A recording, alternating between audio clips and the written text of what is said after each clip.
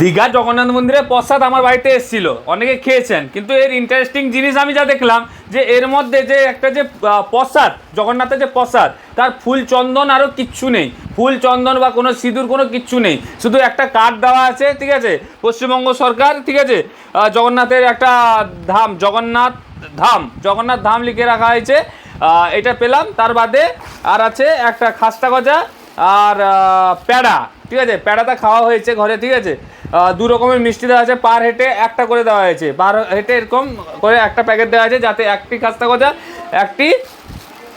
প্যাড়া রয়েছে। কে দেখি, খারাপ নয়, কিন্তু এইটা আমি বুঝতে পারছি না, এত পুরী জগন্নাথ মন্দিরে প্রসাদ, দীঘা জগন্নাথ মন্দিরের প্রসাদ, কিন্তু এর মধ্যে কোনো চন্দন, কোনো ফুল, কোনো মালা, কোনো ধাগা রকম কিচ্ছু নেই, সুতো টুতো কিচ্ছু নেই।